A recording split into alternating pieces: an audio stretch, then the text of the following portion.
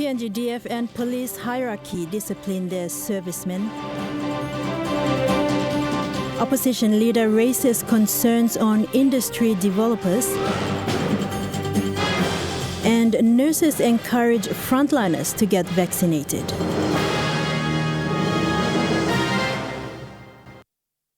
Good evening and welcome. This is Tuesday's news. I'm Kilawani. PNG Defence Force Commander Gilbert Toropo and Police Commissioner David Medeng held a joint news conference today after meeting with Prime Minister James Marape this morning. The heads of the disciplinary forces were summoned by the Prime Minister to explain what had transpired between their men that led to the confrontation yesterday. For the RPNGC, they have suspended the policemen involved in manhandling the PNGDF soldier. While PNGDF Commander Gilbert Toropo says the soldiers involved will also be dealt with under their disciplinary process.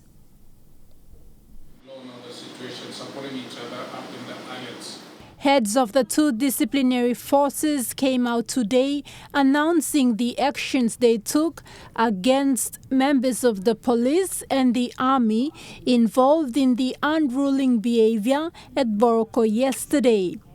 Police Commissioner David Medeng said 3 separate incidents will be investigated, but police have identified and suspended the policeman who assaulted and dragged the PNGDF member who was in full uniform. While police have taken administrative actions against their men, members of the PNGDF who wish to pursue this matter criminally can do so by laying an official complaint. The situation and the facts as we know it is what he's briefed us on. Of course, when we go through the investigation process and just like what the military has initiated, the police have also initiated both an internal, set up both an internal investigation team and a criminal investigation team. You need to appreciate that that members of any discipline force, we also have our internal investigation sort of mechanisms that allow us to fully investigate any unprofessional behavior that is alleged that our members have committed or have caused offence to members of the public, and we continue to support that process and this particular incident. And I'd like to echo the sentiments of the commander. The incident at Boroko is said to be the result of a case involving the raid on the house of one of the PNGDF soldiers. A Fox unit mishandled a female, and the female happens to be a wife of a soldier from Tarama Barracks. So the soldier came to Boroko police station to lay the complaint, and while the complaint was being laid, few members of the PNG Defence Force consisting of 5 came to the car park at the police station in Boroko and had an altercation with the Fox unit, and during the altercation, those 5 members of the PNG Defence Force confiscated the vehicle and drove away the vehicle to Tarama Barracks. And in the process, one of the soldiers fell off the vehicle. That was captured in the social media, and police arrested the member of the PNG Defence Force and locked them up in Boroko. And once headquarters PNG Defence Force was notified, we responded with some of our senior members of the PNG Defence Force, including the military police, went to Boroko police station and met with ACP Wangabi, and we dealt with the issue and addressed the incident there and then. And so when our members learned about it, our military police quickly responded and returned the Fox unit vehicle and apprehended 5 members of the PNG Defence Force and locked them up at the Murray Barracks police cell. This soldier claimed he reported the matter at Boroko police station, but police did not act on the complaint right away. This escalated into a confrontation at the police station, and that led to the assault of the soldier. On the part of the PNGDF, Commander Toropo said the actions of the soldiers to block off the public road leading to Hohola and Murray Barracks roundabout last night is unacceptable behavior. To another incident last night where few members of the PNG Defence Force mobilized and went into trying to block off the road between Ola and Boroko Foodland. And once we learned of it, headquarters PNG Defence Force mobilized with the senior officers and called the unit commanders, and we responded to these soldiers, and they appreciated what we said. So the soldiers were directed to go back to the barracks. But again, this action by few members of the PNG Defence Force to go out onto the main road and public areas to create and cause fear amongst our community and people is totally unacceptable. Going forward, heads of the disciplinary force say the incident does not reflect the strong existing relationship between the police and the army. Thekla Gunga, National EMTV News. While investigations into the Boroko incident has commenced, the police and defense hierarchy are looking at ways to better address such incidents in future. One approach is the standard operating procedure to deal separately with complaints raised by members of the PNG Defence Force. To give us more details on this, Thekla Gunga is live at the Boroko police station. Over to you, Thekla. Thanks, Kila. Yes, during the joint press conference between the police and the army, talks on creating a standard operating procedure where members of the PNGDF who have complaints against police officers will come and report to this unit. Now, that is just in the form of dialogues. There hasn't been any time frame given on when the standard operating procedure will be concluded. But from what we understand is that this unit will be similar to what the PNGDF has, which is military police, which acts like a key contact where members of the public or police officers who have complaints against PNGDF, they go to the military police, and that's where they address their complaints. Thank you, Thekla, for that. Thekla live from Boroko Police Station. Opposition leader Belden Nama raised concerns in Parliament today on the government's dealings with various developers of key resource projects lately, whilst making reference to the Purari River Power Project, which involves Australian company Fortescue Future Industries. Nama also expressed concerns on the credibility of Refinery Holdings Limited in the gold refinery deal and other related projects. Last week, the opposition leader raised a series of questions to the Prime Minister regarding the gold refinery deal, particularly the investor involved. Can the Prime Minister inform this House who are the proponents and promoters of this project? Thirdly, can the Prime Minister inform this House and the people of our country whether or not his government did in any form conduct due diligence on the company registered in Singapore before he executed that agreement? Today, he once more raised concerns questioning the credibility and reputation of certain developers attached to some of the latest agreements that the Marape government has embarked on. One particular project he emphasized on was the Purari Power Project, which was signed in Glasgow, Scotland recently at the COP26 meeting, questioning the reputation of Fortescue Future Industries in Australia. These projects that I have mentioned, like Papua LNG, Porgera, Wafi-Golpu, are proven projects. The gold refinery, these priority projects are not proven projects, Mr. Speaker. Why did we sign this agreement in Scotland? Has the due diligence been done on the background of Fortescue Industries, Future Industries Limited, and its owner Andrew Forrest? Nama said there is no reason for the Marape government to be rushing project deals. In response, Prime Minister James Marape said his government is determined to enable effective progress on as many resource projects as possible instead of going one by one and causing unnecessary delay. There is no absolute rush. In fact, our country is a living organism. It will live on beyond the timelines of elections.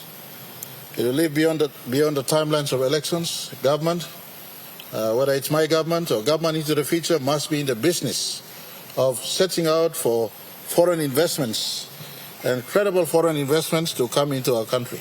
PM Marape said enabling positive signals for many resource projects will enable foreign direct investment to come into the country. Government, and when we took office, we on the specific mission to ensure that we not just deliver one or two, but deliver many projects to ensure the foreign investments come into our country. The foreign direct investments that will bring new jobs, that will bring new infusement of foreign capital into our economy.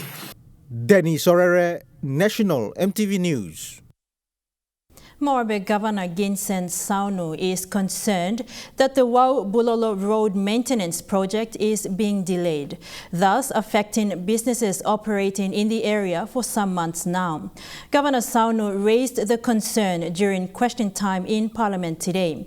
Prime Minister James Marape responded, saying that he has given instructions already for a rescoping of the road project and a variation of the contract to not only do repair but full permanent roadworks.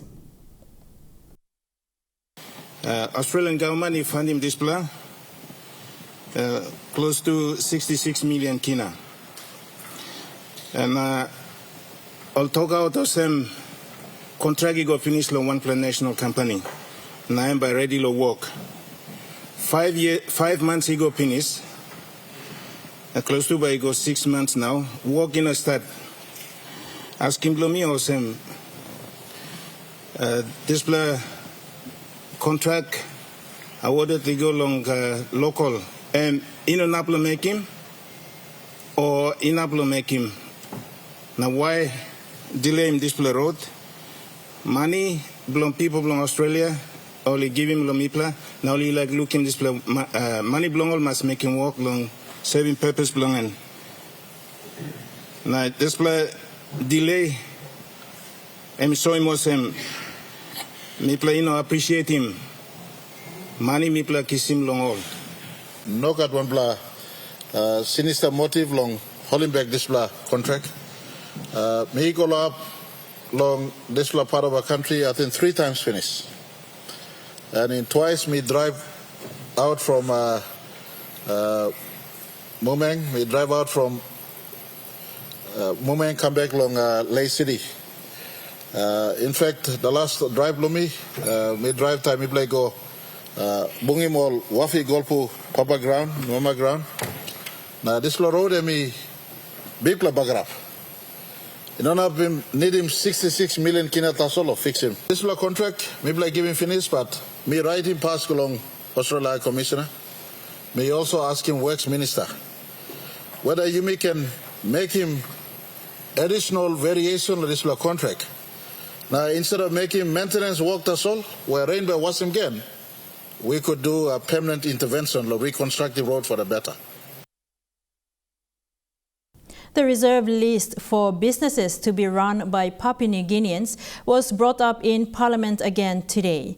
Member for Moresby North East, John Cowper, who has over 25,000 mothers registering with certain MSME and SMEs in his electorate, raised the issue once again. His greatest concern, the infiltration of Asian-owned shops in all settlements.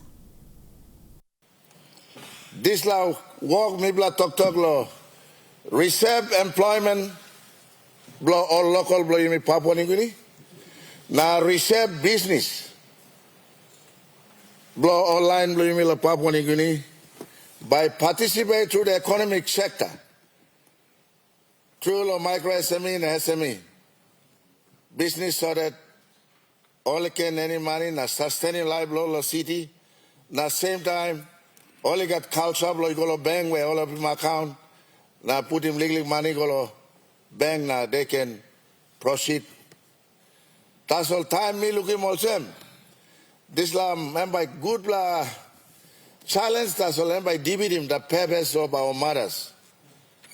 Now all local employment opportunity law online blame because even cashier now even you look at all China work like stuff. So me like asking minister. Suppose semi got one blood plan blow, this la list. You may work like continue talk long end. Firstly, to answer his question, Mr. Deputy Speaker, there's already been an amendment to the IPA Act endorsed by NEC, and then now it's with the LFC, the legal people get that amendment in law. Once that's done, then it gives us at Commerce Department the legal avenue to broaden that list. You're watching National EMTV News. More stories after these messages.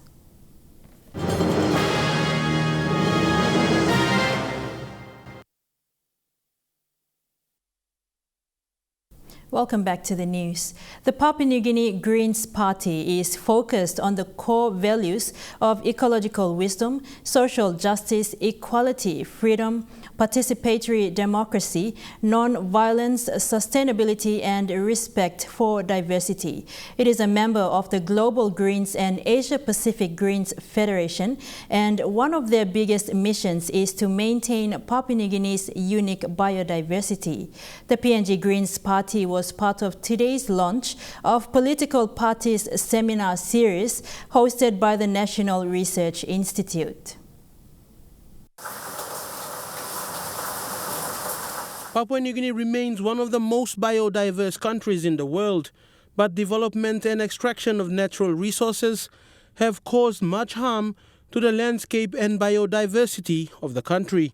The Papua New Guinea Green Party is a political party that is part of a global movement, the Global Greens and the Asia-Pacific Greens Federation. The main aim is to protect PNG's biodiversity. That is one of our major goals, to create a sustainable and friendly environment where we can live in this world, because we have only one planet Earth.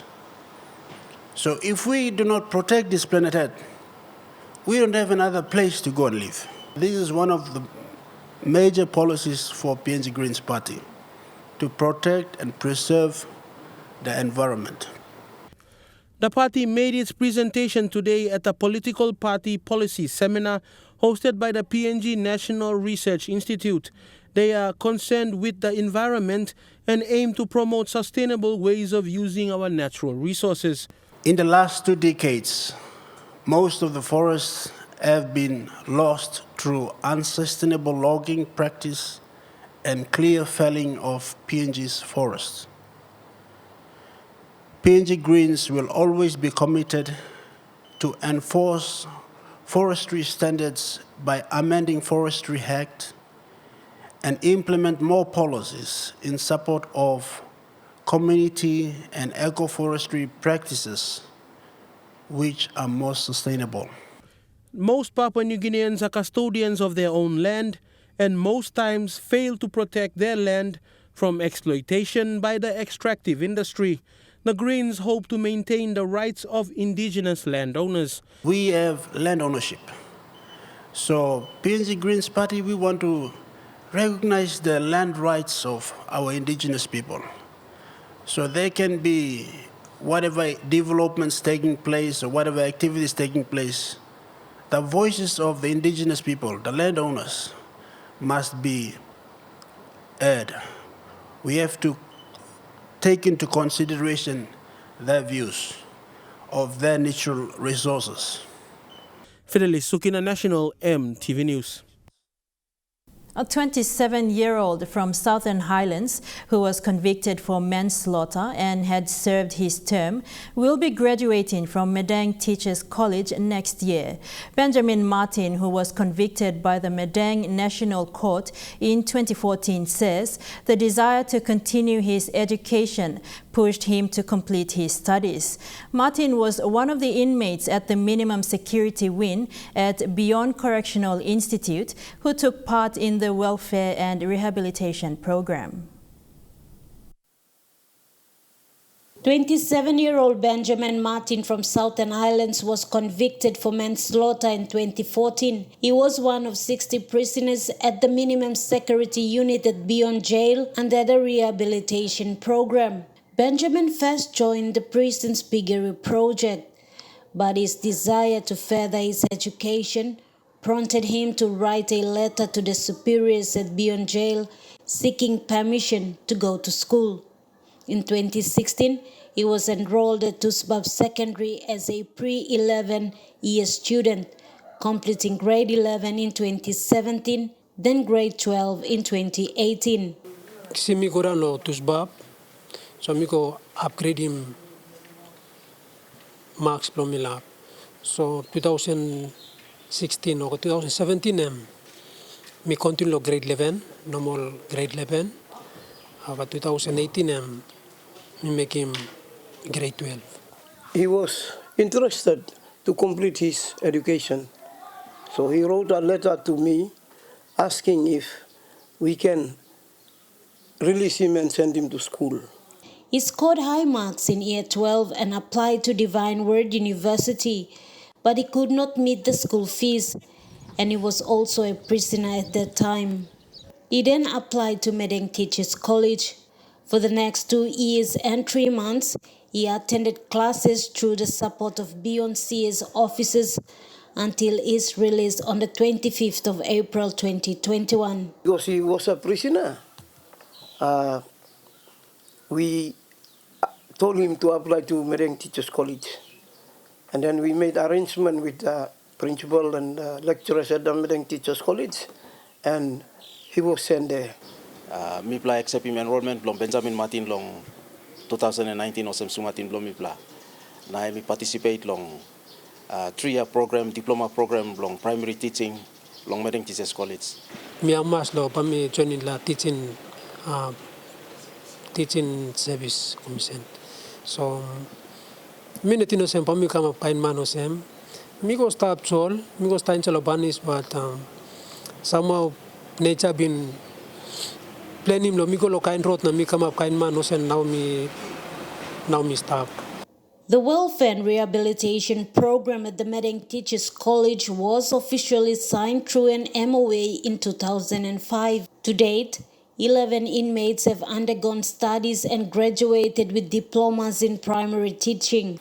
Inshallah, this program of 2006 been start 2007 na 2008. Ibini got 3+ CS officers all been graduate one time, also Martin inmates. But under the Welfare and Rehabilitation Program, another inmate is doing his final year at the Medeng Technical College, while a third student has just completed year 10 at Tusbab, but due to financial constraints, he was unable to continue to year 11. Meanwhile, Beyond Correctional Institute provides other programs like piggery and carpentry. The jail commander says correctional institutions are there to help prisoners become better citizens when they leave, Thus, everyone deserves a second chance in life. But the biggest challenge for them is funding to assist prisoners. So that when they finish from prison, they can come out and be a changed person. Martha Lewis, National EMTV News, Medeng. The president of Lutheran School of Nursing is urging frontliners, especially health workers, to be vaccinated and be protected from COVID-19. Joel Thomas says as health professionals, it is their paramount duty is to save the lives of patients as they will be at the forefront of battling COVID-19. Thomas was the first student to lead 35 nursing students to get their jab last Friday. 35 nursing students of Lutheran School of Nursing decided to get their jab after educating themselves on the facts surrounding the vaccines and COVID-19. Student President Joel Thomas says after understanding the facts about the vaccines, he decided to get vaccinated.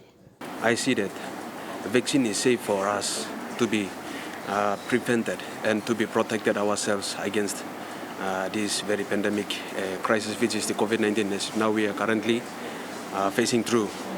And I saw that there is no any other thing that we can protect against ourselves, because this disease doesn't have any cure at all.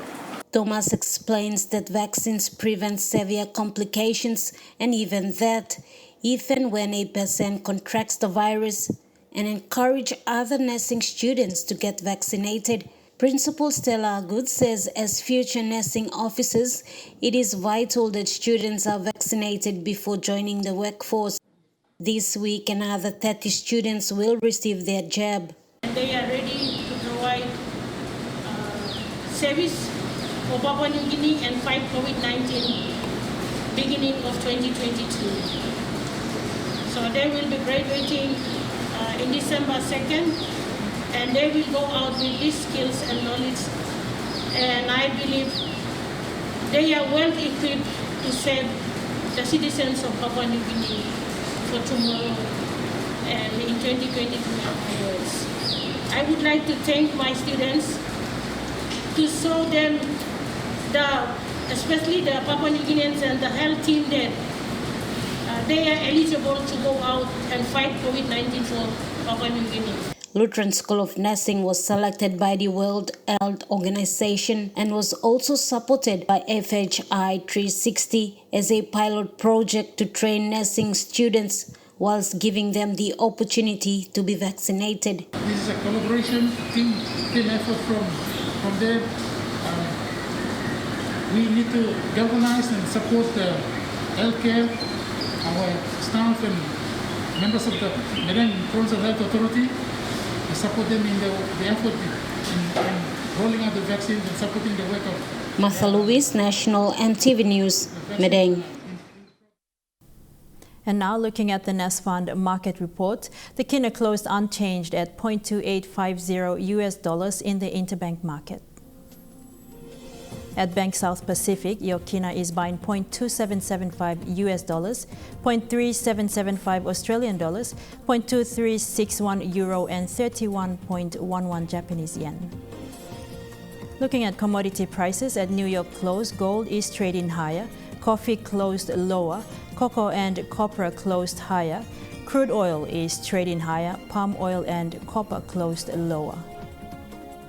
And on the stock market, the Dow Jones closed lower, the ASX 200 is trading higher, and the All Ordinaries is trading higher. You're watching National EMTV News. More stories after the break.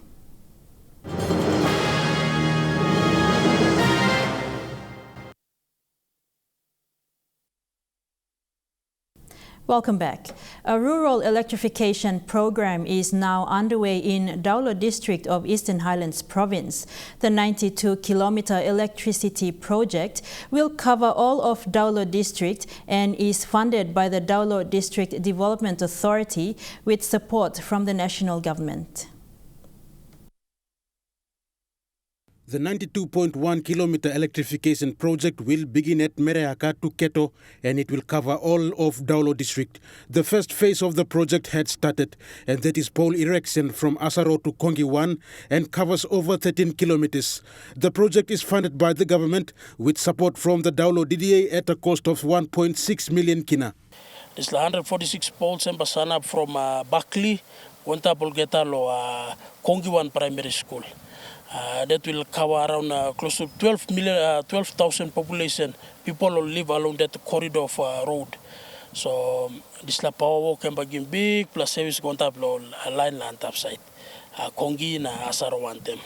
With funding support from the DDA and the government, 146 poles have been purchased and transported to the project site, including lines and metal fabrication accessories. They have also arranged for a crane truck to be transported from Leh.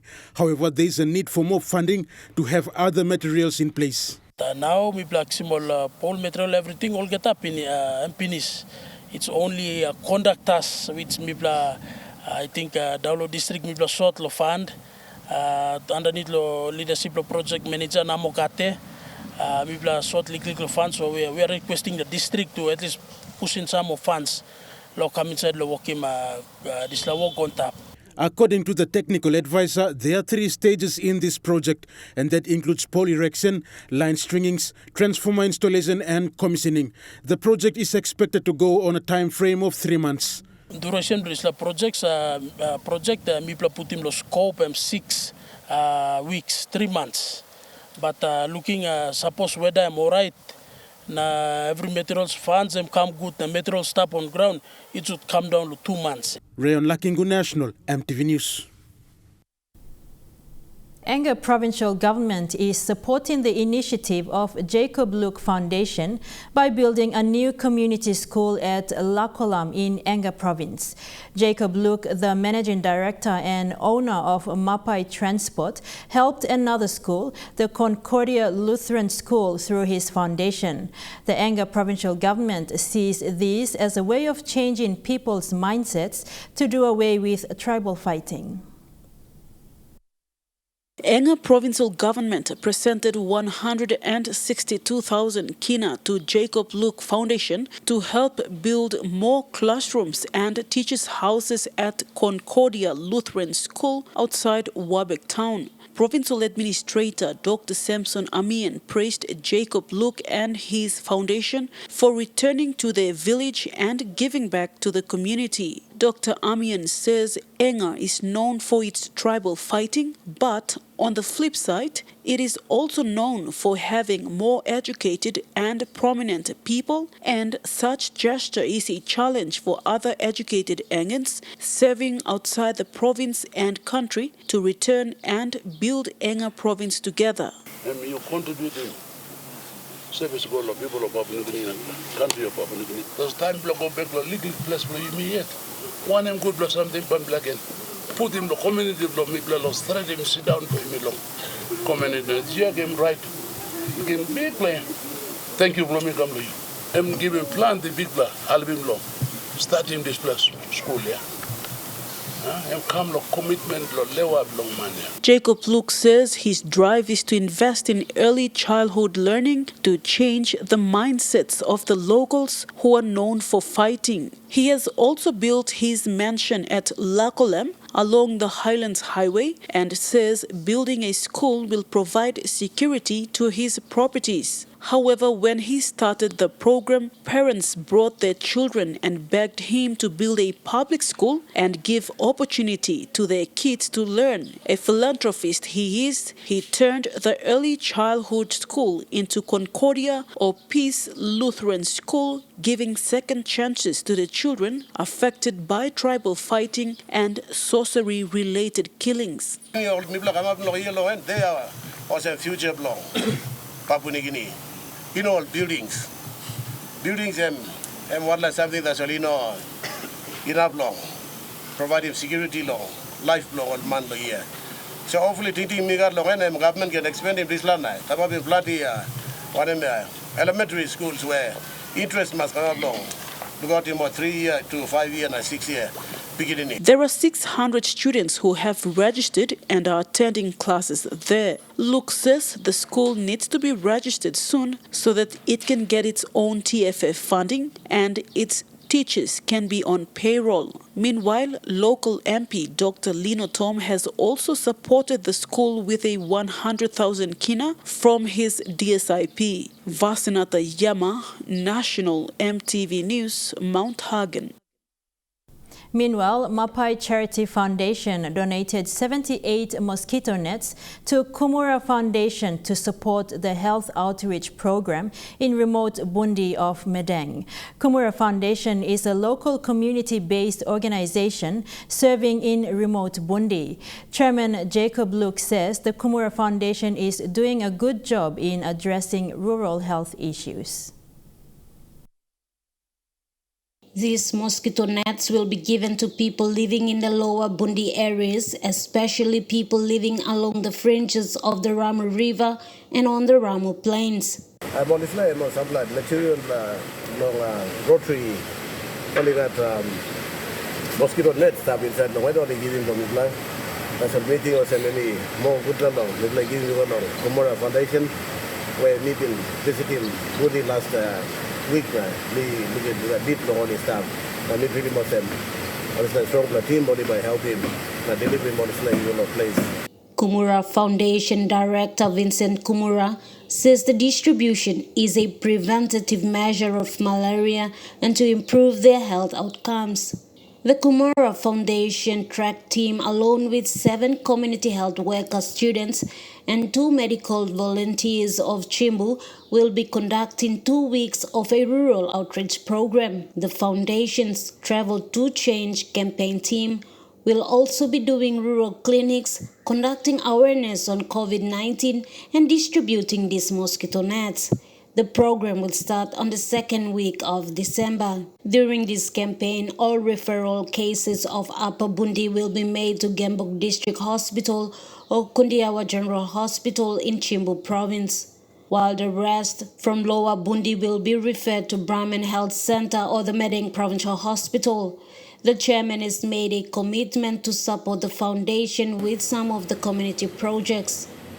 Meanwhile, Sir Brian Bell Foundation is the other major sponsor of the Travel to Change campaign, as well as the Chimbu Provincial Health Authority, who supports the foundation with medical supplies and medical volunteers. Martha Lewis, National EMTV News, Medeng. This is Tuesday's news. Trikai Sports is next. Stay tuned for the details.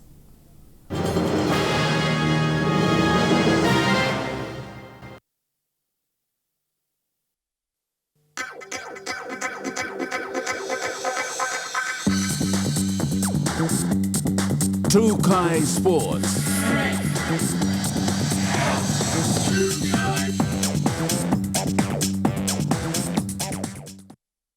Welcome to Trikai Sports.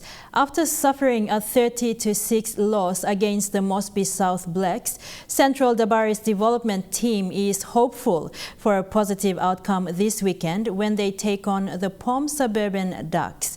They're pushing to regain the winning momentum in Round 8 of the Southern Super League competition. Returning from a long break, the Central Dabari's development team is back on track with training. The team suffered a heavy defeat last week, losing to Mosby South Blacks 30 points to 6. But Dabari's coach Moses Matuka is keen the team will bounce back this weekend. We're okay. The real test came last week against Mosby South. We held on, but then we faded away in the second half. So that's what we've been doing. We'll do this week to capitalize on the mistakes that we did, but looking forward, the team is okay, looking good. We are ready to meet the big guns. Yeah. The bulk of players are from the rural areas of Central, and training has been a challenge for them. Although it's a struggle, the team is showing steady progress in the Southern Super League competition. We trained for 5 months. I mean, it's really hard, unlike the city boys where it's very easy to coach. But this all came from the village level of playing rugby is very low, and it really took us really hard time to put them where they are. But I think my assistant coach Aburau and the team management for really putting up a good program that really bring them to where they are right now. The Barris will play the POM Servicemen Ducks on Saturday to conclude round 8 of SSL. We are looking forward to the game against this Servicemen. We've dropped against Mosquito South, so we're really looking forward to this weekend's game. Suli, Trikai Sports. And that story ends Trikai Sports. The weather report is next. All the details after the break. Trikai Sports.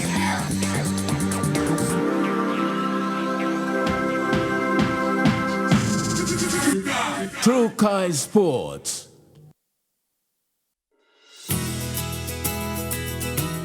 This weather update is proudly brought to you by MoneyPlus, with you always. Weather forecast for tonight and tomorrow. Southern region, Port Moresby cloudy with some showers and possible thunderstorms and chances of inland morning fog. Popondetta mostly cloudy with few showers.